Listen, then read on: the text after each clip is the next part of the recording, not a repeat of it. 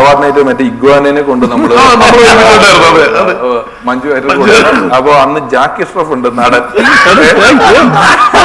സ്റ്റേജിന്റെ ജാക്കി ഷറഫിനെ introduce ചെയ്യുന്നുണ്ട്. മറ്റേത് ജാക്കി ഷറഫ് എല്ലാം വിട്ടു. ജാക്കി ഷറഫും ബാക്കിയൊക്കെ വിട്ടു, എല്ലാം വിട്ടു. ജാക്കി ഷറഫ് സ്റ്റേജിന്റെ ബാക്കിൽ വന്നിട്ട് ഇങ്ങനെ കാണിക്കുന്നുണ്ട്. അപ്പൊ ജയറാമേട്ടന്റെ അടുത്ത് വന്ന് ഇങ്ങനെയാണ് ജയറാമൻ അത് കൊണ്ടുവന്നത്. അപ്പൊ ജയറാമേട്ടൻ പറഞ്ഞു, ഈ ജാക്കി ഷറഫ് എന്നോട് വന്ന് ഇത് ചോദിച്ചാൽ എങ്ങനെ ഇത്രയും പേരുടെ മുന്നിൽ ഞാൻ അവിടെ എല്ലാരും നിൽക്കുക, അപ്പൊ വന്നിട്ട് ഇങ്ങനെ എന്നോട് ചോദിക്കുക, ഞാൻ ഇവിടുത്തെ വല്ല കുടിയാണോ, എന്നോടാണ് ഇയാൾ ഇത് ചോദിക്കേണ്ടത്, അല്ലെങ്കിൽ അയാൾ കൊണ്ടുവന്ന ആളോട് ചോദിക്കേണ്ടത്, എന്നോട് ഇങ്ങനെ ചോദിക്കേണ്ട കാര്യം എന്താന്ന് വെച്ചിട്ട് ജയറാമേട്ടൻ അസത്ത എന്താ സാധനം അറിയാം, പുള്ളിക്ക് ഇഗ്വാനെ കാണണം, ആ ഓന്ത് ബാക്കി കൊണ്ടുവന്ന് ജയറാമേട്ടൻ ബാക്കി അതിനെ കാണാൻ ആരെങ്കിലും ഇങ്ങനെ സിഗ്നൽ കാണിക്കും, ഇവിടേക്ക് ഇത് മറ്റേതല്ലേ. ഞാൻ പറഞ്ഞു ചേട്ടാ അത് പുള്ളിക്ക് ഓന്തിനെ കാണിച്ചു, പുള്ളി അതിനെ കളിപ്പിച്ചിട്ട് പോയി. അന്ന് എനിക്ക് ഓർമ്മയുണ്ടത്. ശരിക്കും സ്റ്റേജിന്റെ പിന്നാമ്പുറത്ത് നടക്കുന്ന കഥകൾ ശരിക്കും മുന്നിൽ കാണുന്നതിനേക്കാൾ കുറെ കോമഡികൾ നടന്നിട്ടുണ്ട് നിങ്ങളുടെയും ഇതിനകത്ത് ഉള്ള ലൈഫില്. US-ലും ഇതിലൊക്കെ പോകുന്ന സമയത്ത് ഒരുപാട് ഒരു മാസമൊക്കെ ഒരുമിച്ച് ഉണ്ടാവാറില്ലേ? അപ്പൊ ആ സമയത്തൊക്കെ ഉള്ള US-ല് നമ്മള് ചില ഒരു യാചകന് നിങ്ങളോട് വെറുതെ വന്ന് കൈ കൂപ്പില്ല, അത് വളരെ കുറച്ച് പേരുണ്ട്. നമ്മൾ ബ്രോഡ്വേയിലൊക്കെ പോകുമ്പോ അവരെന്തെങ്കിലും ചില പെർഫോമൻസുകൾ ചില വേഷം കെട്ടി നിന്നിട്ട് അങ്ങനെ ഇങ്ങനെയൊക്കെ ചെയ്യുള്ളൂ. അപ്പൊ ആ ഒരു മെക്സിക്കോ ബോർഡറിൽ എത്തിയപ്പോ ഒരു ദിവസം ഒരു മലയാളികളും ഇല്ലാത്ത ഒരു സ്ഥലം. അപ്പൊ ഞാന് ജയറാമേട്ടൻ ഇറങ്ങുമ്പോ ഞങ്ങളുടെ വണ്ടിക്കകത്ത് ജയറാമേട്ടൻ കൊട്ടുന്ന ഗിഞ്ചറ, ഇങ്ങനെ വെച്ച് കൊട്ടുന്ന ദർബുക്ക്, അങ്ങനെ ധർമ്മജന്റെ കുപ്പി വീണ് ഒരാള് വീണ് ആശുപത്രി. അത് വേറെ അതല്ല, ബസ്സിന്റെ മോളില് ഈ ഒരു കുപ്പി വെച്ചിട്ടുണ്ടായിരുന്നു. അത് 3 ലിറ്ററിന്റെ 5 ലിറ്ററിന്റെ വലിയ ഒരു കുപ്പിയെ കൊണ്ടുവരാൻ പറ്റുള്ളൂ. പുള്ളി 5 ലിറ്റർ അകത്തുള്ള അവിടുന്ന് മേടിക്കുന്നത് അമേരിക്കയിലുള്ളതാണ്.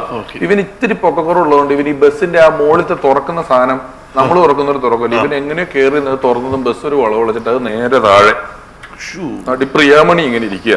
പ്രിയാമണിക്ക് പാതി ഉറക്കത്തിൽ ടക്കേ എന്നൊരു ഒച്ചയായിട്ട് പ്രിയാമണിയുടെ തലയില് ഇത്. അപ്പൊ അത് കഴിച്ച് പ്രിയാമണിനെ ഒരു ആശുപത്രിയില് കരുത്ത് കെട്ടി പ്രിയാമണിനെ ആശുപത്രി കയറ്റി. ധർമ്മം പറയുന്നത് കസേരയിലടിച്ച് പ്രിയാമണിയുടെ തല വീണില്ലെന്ന് ധർമ്മം പറയുന്നത്. എന്നിട്ട് ഇത് കൊണ്ടുപോയി കഴിഞ്ഞിട്ട് ഈ സമയത്ത് എന്ത് ചെയ്യണമെന്ന് ഞങ്ങൾക്ക് ഇവർ ആശുപത്രി പോയി 1 മണിക്കൂർ മെച്ചം കിട്ടിയപ്പം ജയറാമേട്ടൻ ആ കൊട്ടുന്ന സാധനം എടുത്തു, ഞാൻ ആ ഇഞ്ചറി എടുത്ത് ആ റോഡ് സൈഡിൽ ഇരുന്ന് കൊട്ടി അക്ഷരാർത്ഥത്തിൽ അമേരിക്കക്കാരെടുത്ത് ഞങ്ങൾ യാചന നടത്തി ഒരു $10-40. അതിലേറ്റവും $70-70 കിട്ടി. നമ്മൾ ഈ കൊട്ട് നിൽക്കുമ്പം നമ്മൾ കൊട്ടി ഇത് കിട്ടി, ഇനി ആര് പിരിക്കുന്നില്ല. ഞാൻ ഓട്ടോമാറ്റിക്കലി ആ കണ്ണനെ തൊപ്പി എടുത്തിട്ട് നടന്ന് എല്ലാവരും അവനെയൊക്കെ പഠിപ്പിച്ച് വെച്ചേക്ക, അവനൊക്കെ ട്രെയിൻഡാ, ചെണ്ട എടുത്ത് അവൻ തൊപ്പി എടുക്കും. ആ കുടുംബത്തിൽ പഠിച്ചു നിൽക്കുന്നവനാ, അച്ഛൻ ചെണ്ട എടുത്ത് ഇവൻ തൊപ്പി എടുക്കും. ഇവര് നല്ലോണം ചെയ്യുന്നുണ്ട് എവിടെയൊക്കെ. അത് ലോകത്തിന്റെ പല ഭാഗത്തുള്ള യാത്ര. അപ്പൊ അതൊക്കെ പലർക്കും സംഭവിക്കുന്നുണ്ടെന്നുള്ളതാണ്. പിഷാരടിയും ഒത്തുള്ള യാത്രയിൽ ഇപ്പോഴും അത് ഇടയ്ക്കിടയ്ക്ക് പണിയും തരുന്നുണ്ടെന്നുള്ള മനസ്സിലായി. 70 നമുക്ക് കിട്ടിയില്ല, അത് ആരും കൊണ്ടുപോകും ചെയ്തു. ഇല്ല കിട്ടിയായിരുന്നു, പ്രിയാമണിക്ക് കൊടുത്തതാണ്. ഭക്ഷണമൊക്കെ കഴിച്ച നമ്മുടെ കാശുണ്ടല്ലോ. അപ്പോ അങ്ങനെ ഞാൻ പറഞ്ഞു, അത് അതേപോലെ തന്നെ അതായിപ്പോ ശരിക്കും പിഷാരടി വന്നൊരു സബ്ജക്ട് പറഞ്ഞു, അത് തുടങ്ങി. അങ്ങനെയാണ് പിഷാരടിയുടെ ഒരു ഫസ്റ്റ് പടം പഞ്ചവർണ്ണ തത്ത എന്ന് പറയുന്ന സിനിമ ഉണ്ടാവുന്നുള്ളതും ഇതൊക്കെ നമ്മൾ കണ്ടൊരു കാര്യമാണ്. ഇനി ഞാൻ പറഞ്ഞ വെച്ചാൽ ജയറാമേട്ടന്റെ ഒരു ചേഞ്ച് ഓവർ മൂവി ആയിട്ടാണ് നമ്മളിപ്പം പലപ്പോഴും ഓസ്ലറിനെ പറഞ്ഞുകൊണ്ടിരിക്കുന്നത്. അതെ, ഓസ്ലറിന് ശേഷം പിഷാരടി അങ്ങനെ എന്തെങ്കിലും ഒരു പ്ലാൻ, പടത്തിന്റെ ഡേറ്റ് തരണം, അതിന് ജയറാമേട്ടൻ ഒരു മാജിക് ഉണ്ട് അറിയാമോ? ജയറാമേട്ടനെ വെച്ചൊരു പടം ചെയ്താൽ ആ ഡയറക്ടർ അദ്ദേഹത്തെ വെച്ച് മാത്രമേ പടം ചെയ്യുള്ളൂ. കംഫർട്ടാണ്, അത്ര കംഫർട്ട് പറഞ്ഞാൽ അത്ര കംഫർട്ടാണ്. ഇത് ബോധപൂർവം ഇനിയൊരു പടം ഞാൻ അദ്ദേഹത്തെ വെച്ച് ഇപ്പൊ ചെയ്യുന്നില്ലെന്ന് തീരുമാനിച്ചാലേ നമുക്ക് റെസിസ്റ്റ് ചെയ്യാൻ പറ്റുള്ളൂ. അല്ലെങ്കിൽ അദ്ദേഹത്തെ വെച്ച് പടം ചെയ്ത് മിക്ക സത്യനന്ദിക്കാട് സാറിന്റെ ഏറ്റവും കൂടുതൽ പടത്തിലാണ് അദ്ദേഹത്തെ വെച്ച് ചെയ്തിട്ടുള്ള സംവിധായകരെല്ലാം അതിന്റെ അടുത്തേയും അദ്ദേഹത്തെ വെച്ച് തന്നെ ചെയ്യും. അത്രയും ഡയറക്ടർക്ക് കംഫർട്ട് കൊടുക്കുന്ന പറയുന്ന കാര്യം ഡെലിവർ ചെയ്യുന്ന ആളുകളിൽ ഒരാളാണ് അത്. പിന്നെ ഞാൻ ഇടയ്ക്കൊക്കെ വിളിക്കും, വരുമ്പോ കാണാം നമുക്കൊരു പരിപാടി എന്ന് പറയുന്ന രീതിയിൽ തന്നെ നർമ്മമുള്ള ചില കഥകളൊക്കെ ആലോചിക്കുമ്പോഴും അദ്ദേഹം മറ്റു ഭാഷകളിൽ അത്യാവശ്യം ഈ സമയത്ത് മുഴുവൻ നല്ല തിരക്കായിരുന്നല്ലോ. എല്ലാം ഇത് ചെയ്തോളൂ. ഇപ്പോ ഒരു പടം റിലീസായി ഓടിക്കൊണ്ടിരിക്കുന്നുണ്ട്, ഗോസ്റ്റ്. വലിയ ചിത്രങ്ങളാണ് അതെല്ലാം, വലിയ ചിത്രങ്ങളാണ്. 11-ാം തീയതി ഓസ്ലർ, 12-ാം തീയതി ഗുണ്ടൂർക്കാരം. ഗുണ്ടൂർക്കാരൻ മഹേഷ് ബാബു. മഹേഷ് മഹേഷ് ബാബു ബാബു മഹേഷ് ബാബു ആണല്ലോ നമ്മുടെ ട്രെയിലർ ലോഞ്ച് ചെയ്തതും. അതെ. അപ്പൊ അവിടെയുള്ള വലിയ പടങ്ങൾ എന്ന് പറയുന്നത് നമ്മുടെ പോലെ കൃത്യം 50 ദിവസം ഷൂട്ടിങ് 100 ദിവസം ഷൂട്ടിംഗ് ഒന്നും അല്ല, ഒരു കൊല്ലമൊക്കെയാണ്. ഇവരൊക്കെ എല്ലാ ഹീറോസും കൊല്ലത്തിൽ ഒരു പടം ഇറക്കുന്ന ആൾക്കാരാണ്. അപ്പൊ അതിന്റെ ഭാഗമായിട്ട് അതിന്റെ ഗെറ്റപ്പ് മെയിൻറ്റെയിൻ ചെയ്ത് അവിടെ എല്ലാ സൗകര്യങ്ങളോടും കൂടിയാണ് ജയറാമേട്ടൻ നിൽക്കുന്നത്. ഇപ്പം വീണ്ടും ഹോസ്റ്റലറിൽ നമുക്കിനി മലയാളത്തിന് വേണ്ടി കുറച്ച് ഡേറ്റ് മാറ്റി വെക്കുക എന്നുള്ളതാണ് ഞാൻ അടുത്തത്.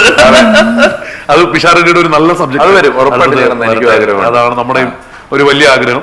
ഈ പറഞ്ഞപ്പോ നമ്മള് ഇപ്പൊ ഇത് പറഞ്ഞുകൊണ്ടിരിക്കവേ തന്നെ നമ്മള് ജസ്റ്റ് പുതിയ പടങ്ങളുടെ കഥ പറഞ്ഞതുകൊണ്ട് ഗോട്ടിൽ അഭിനയിക്കുന്നു വിജയോടൊപ്പം. അത് ഓൾറെഡി അനൗൺസ് ചെയ്തിട്ടുണ്ട്. അത് മാത്രമല്ല അതിൽ വേറൊരു കഥ കേട്ടതെന്ന് പറഞ്ഞു കഴിഞ്ഞാൽ വേറൊരു പടം വേണ്ടെന്ന് വെച്ചാണ് വിജയുടെ പടം വന്നതെന്നൊരു ഒരു സോഷ്യൽ മീഡിയ കിംവദന്തി നടക്കുന്നുണ്ട്. അതായത് തലൈവർ പടം വന്നിട്ടുണ്ടായിരുന്നോ? ഇല്ല അങ്ങനെ ഒരു സോഷ്യൽ മീഡിയ കരക്കമ്പിയുണ്ട്. കാരണം എന്ന് വെച്ച് കഴിഞ്ഞാൽ വിജയ്, അതായത് രജനീകാന്ത് പടം വിട്ടാണ് വിജയ് പടം ചെയ്തത്. അതൊക്കെ വെറുതെ അടിച്ചിറക്കിയ കഥകളാണ്. എന്താണ് ഗോട്ടില് വീണ്ടും നമ്മുടെ അന്ന് നമ്മുടെ ഇതില് കണ്ടത് തുപ്പാക്കിയിൽ കണ്ടത് പോലത്തെ റിവീൽ ചെയ്യാറായിട്ടില്ല. നെഗറ്റീവ് പോസിറ്റീവ് ഒന്നും ആയിട്ടില്ല. എല്ലാം വെയിറ്റ് ചെയ്ത് കാണാൻ പറ്റുന്നതാണ്. അപ്പൊ ഓസ്ലറിലോട്ട് നമുക്കൊന്ന് ജസ്റ്റ് ഒന്ന് തിരിച്ചു വന്നാൽ, ഓസ്ലറിലെ ക്യാരക്ടർ പറഞ്ഞതുപോലെ തന്നെ ഒരു ഫ്ലാഷ് ബാക്ക് നമ്മൾ കാണുന്നുണ്ട്. ജയറാമേട്ടൻ ഇപ്പം ചേഞ്ച് ഓവേഴ്സ് ഭയങ്കരമായിട്ട് ഞാൻ കണ്ടിട്ടുണ്ട്. ജയറാമേട്ടൻ വർക്ക്ഔട്ട് വീഡിയോസ് ഒക്കെ ഭയങ്കര ഗംഭീരമായിട്ട് ഇട്ടിട്ടുണ്ട്. അത് കഴിഞ്ഞ് എല്ലാം നല്ല വർക്ക്ഔട്ട് ചെയ്ത് നല്ല ഫിറ്റ് ആയിട്ട് നിൽക്കുമ്പോഴാണ് പോയി തടി വെച്ച് ആൾമാർക്കടി നമ്പിയാ വേണ്ടി തടി വയ്ക്കാൻ പറയുന്നത്. ഷൂട്ടിംഗ് കഴിഞ്ഞപ്പോ അപ്പൊ അത് ഈ ചേഞ്ച് ഓവർ ഇങ്ങനെ ചെയ്തോണ്ടിരിക്കുന്നതാണോ? തനിയത് നമ്മുടെ ശരീരം പറഞ്ഞാൽ കേൾക്കുന്നുണ്ട്. 10-15 ദിവസം കൊണ്ട് ഇത് ചെയ്യാനും പറ്റുന്നുണ്ട്. ഇത് പൂർണ്ണമായിട്ടും ഈ സിനിമ കണ്ട ആളാണ് പിഷാരടി. ഫുള്ള് കണ്ടു കഴിഞ്ഞു. ഞാൻ കണ്ടു. അതെ. അപ്പൊ എവിടെയെങ്കിലും റിവ്യൂ സ്ഥിരം കാണുന്ന ജയറാം ഇല്ലല്ലോ. അല്ല ഒന്നുമല്ല. ഞാൻ അതാ പറഞ്ഞത്, അതൊരു ക്യാരക്ടർ ഉണ്ട്. ആ ക്യാരക്ടർ ഒരു ക്ലിനിക്കൽ ഡിപ്രഷൻ ഉള്ള ആളാണ്. അത് വളരെ ലൗഡറായ നമ്മൾ കാണുന്ന പോലീസ് ഉദ്യോഗസ്ഥനിൽ കാണുന്ന ഒരു ഫയർ അങ്ങനെയല്ല. ഇയാൾക്ക് വ്യക്തിപരമായ പ്രശ്നങ്ങളിൽ ഈ ഡിപ്രഷൻ വന്ന ശേഷമുള്ള ഒരു ക്യാരക്ടർ പിടിക്കുക എന്ന് പറയുന്നത് ആ ചിത്രത്തിൽ ഉടനീളം ഗംഭീരമായിട്ട്. അതാണ് ശരിക്കും ഈ പറയുന്ന പോലെ നമ്മളെല്ലാവരും കാത്തിരിക്കുന്ന ഓസ്ലറില് ആ കാണുന്ന കുറെ ഡിഫറൻസസ് നമുക്ക് കാണാൻ പറ്റും എന്നുള്ളതാണ് പറയുന്നത്. പക്ഷെ നമ്മൾ ഈ മിഥുനെ പറ്റി പറഞ്ഞു കഴിഞ്ഞല്ലോ. മിഥുൻ മാനുവലിനെ പറ്റിട്ട്